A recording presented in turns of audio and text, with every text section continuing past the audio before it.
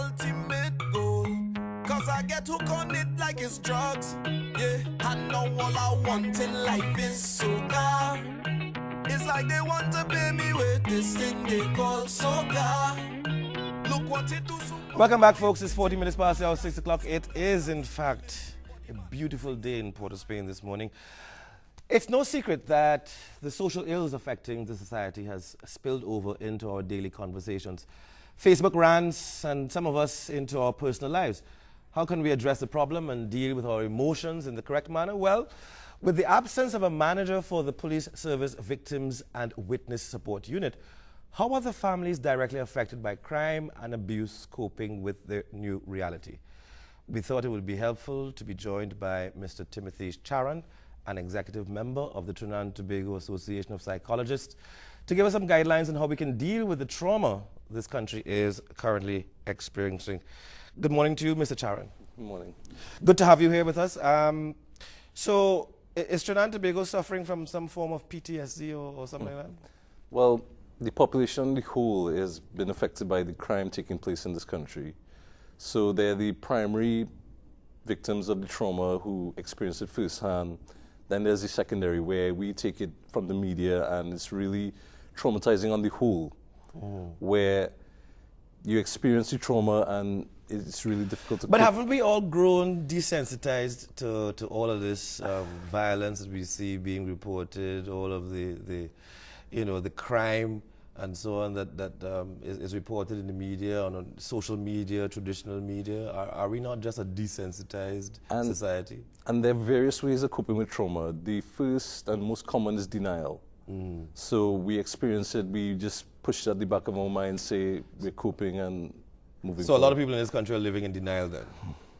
It's not, it wouldn't be accurate for me to say that, but it's one of the coping mechanisms. What are some of the other ways that people might cope with a lot of this criminal activity and the impact it's having on communities and homes, for that matter? So some people, as you're saying, that they're not sensitizing themselves to it, so they just take a stance where they don't want to acknowledge what's happening, so they become numb to it. So they read a death in the newspapers and it's like the normal news, and it hasn't really touched them personally, so therefore it doesn't really have a direct effect on them. Others, they refuse to read the news because it's so upsetting for them. Right. So in that sense, they just decide to deal with that in that way. Right. But I recall a couple of years ago, a former Minister of Health indicated that it is quite possible that as many as 1 in 4 persons living in Trinidad and Tobago may suffer from some form of mental disorder. Is that a genuine statistic? I wouldn't be able to quote that statistic as such, but I would say that we are a society where we don't really come to terms with the mental distress that we're dealing with. So what are some of these mental disorders that people might suffer from as a result of this kind of environment? Right. So the more common would be anxiety. So that fear of going outdoors, that fear of going in these public places where these incidents took place, that's a really common way. Mental disorder. Depression is one where we feel so hopeless and lost and feel powerless. You don't want to get out of bed in the morning. Yeah. Right. Yeah. What else might people suffer from in terms of these mental disorders?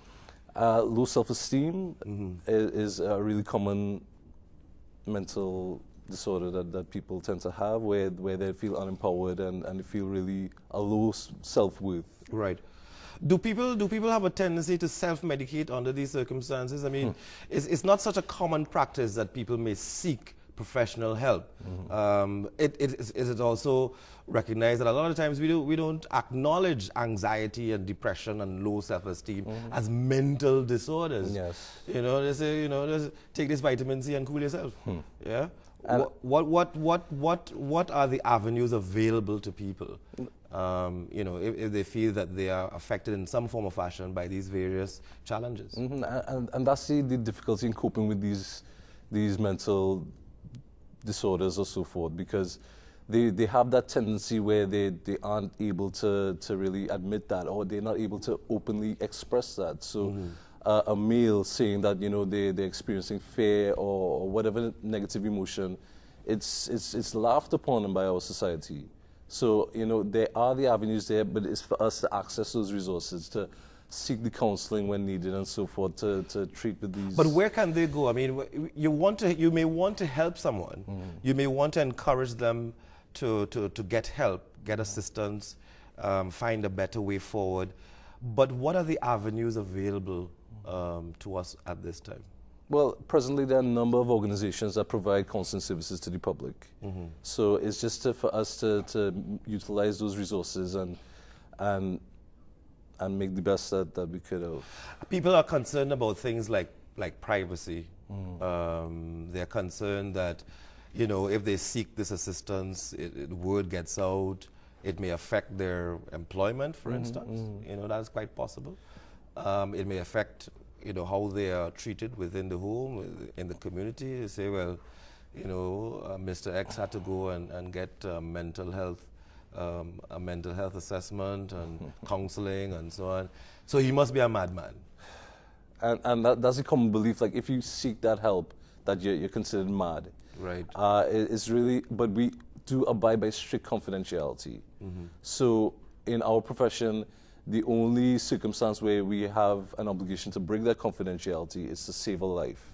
Yeah. So if we sense that the individual's life or somebody else's life is in danger, then we have a duty to save that life. Yeah. But other than that, everything is strictly confidential. So there are no reports that will be generated to insult the character of the individual. Right. And of course, the challenge, though, when it comes to children, you know, children don't know, they don't have that level of self-awareness to know that this discomfort that I'm experiencing is really just another form of anxiety or low self-esteem for that matter. How can parents recognize the symptoms of low self-esteem, anxiety, and even depression in children? Well, normally, like, depression in children is a result of the abuse they may receive and so forth. To actually recognize that is to see that they're very timid, they don't have that autonomy to express themselves. It's normally picked up in the school level, where, you know, it's interaction with their peers and so forth. They're certain people who wouldn't really fit in to the norm, doesn't socialize well, and it's for the parent or the one who's responsible to. But are the teachers in the school system adequately exposed to these issues such that they can recognize a problem and seek some form of intervention on behalf of the child? I wouldn't be able to speak on behalf of the teachers and their qualifications as such, but they would have sufficient experience where they would know a typically normal child compared to the one that has special needs. Yeah. The other challenge, though, in a society like ours, you know, this machismo kind of environment in which we live, this may be a condition. These mental disorders may in fact be a condition that a lot of men are affected by. It affects their family life, it affects their interaction within the community. In terms of how men, in particular, who may not want to admit that they do have a problem, what might be the best course of action for them? Because I'm sure there are men out there listening to this and wondering, well, there is no way I'm walking into any health center or to any health facility, for that matter, to seek this kind of help. What might be, are there hotlines that they can use that, you know, will provide them with that level of confidence to open up and get the help they need? Yeah, there's several 24-hour hotlines where, you know, you could call and seek that counseling. It's just various organizations have that in this country. But to try to encourage people to access our help, to access that services, we promote that confidentiality. Right. So whatever is said in the session stays in the session, so everything's confidential. Okay. Have you observed, as a professional in this field, have you observed that maybe across the Caribbean, you're witnessing a higher level of suicide, especially amongst youth? I think Guyana over the past 12 months, they've been witnessing higher and higher levels of suicidal acts and actual suicide being committed by young people. Is that the danger that we face as well, if we're not treating with these mental disorders? Yeah, what I would say is that we have to start from the adults and in essence the children as well. So we have to treat with the population as a whole, but if the mental disorders aren't dealt with, if it's the mental well-being of our population isn't addressed, then yes, the suicide rate will increase. Right, right.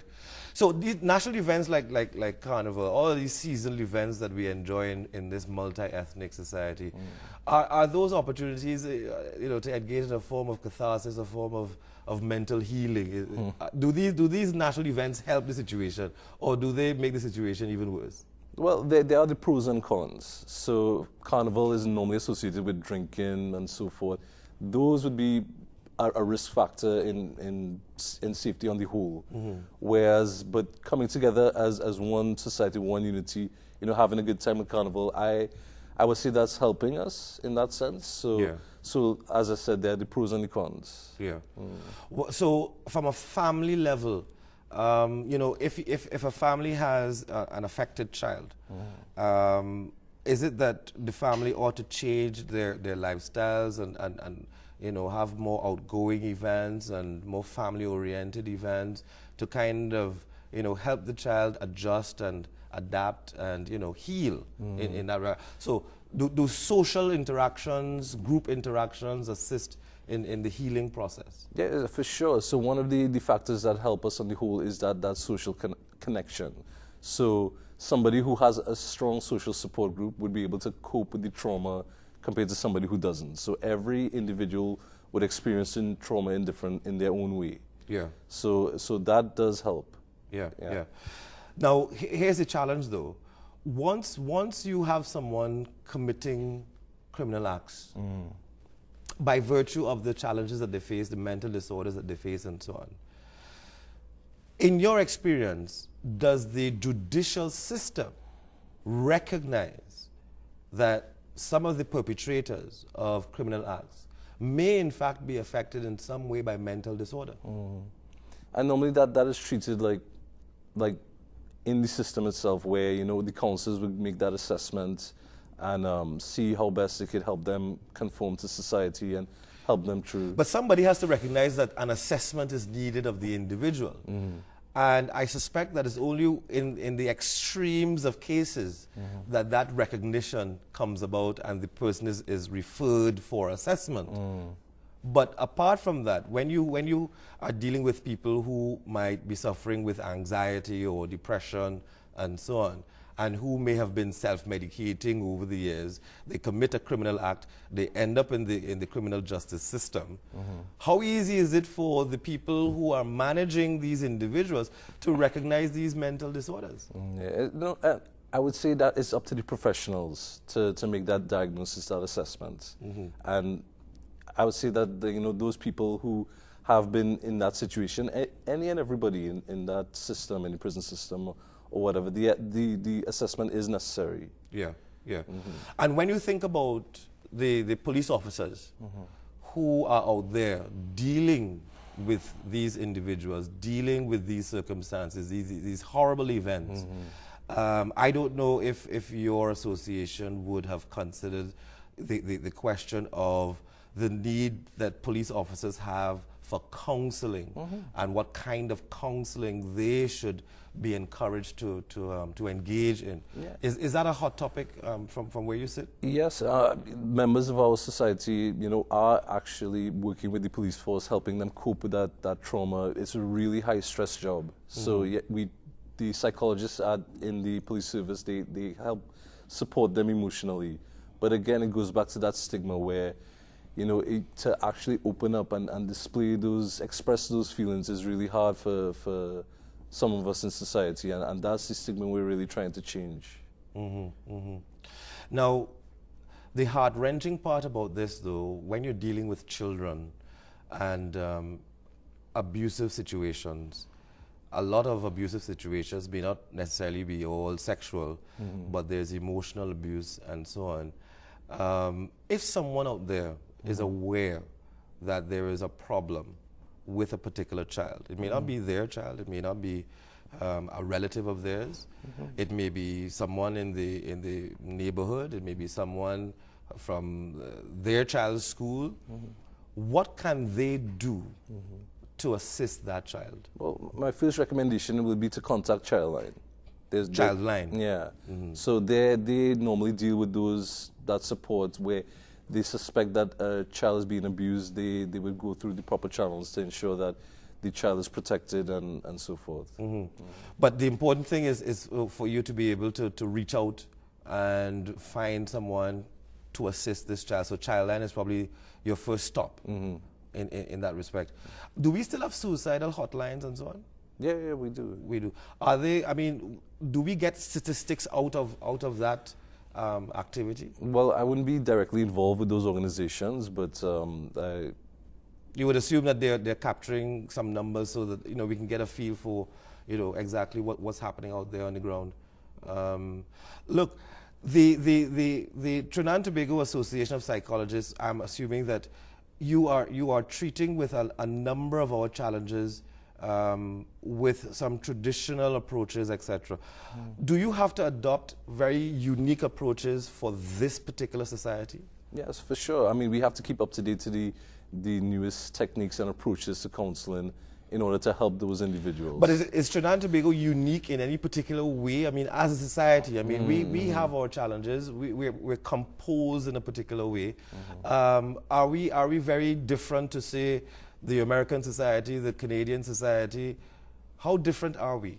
Yeah, and it goes back to my original point, is that stigma we have, that culture we have where, we're not really willing to say that we need help. And that's something that we're trying to address in whatever way we can, whatever outreaches we could do to try to encourage people to access that help. And there's not to say that you're mad to see a psychologist, it's just that you need that support, and we all need that support at some point.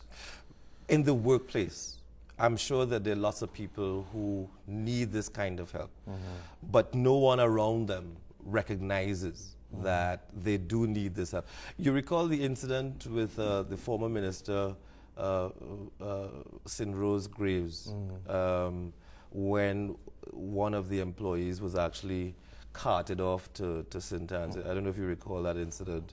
But, it is usually a situation where someone has to get to that stage before people recognize that, hey, this person may need some help. This person really isn't coping well.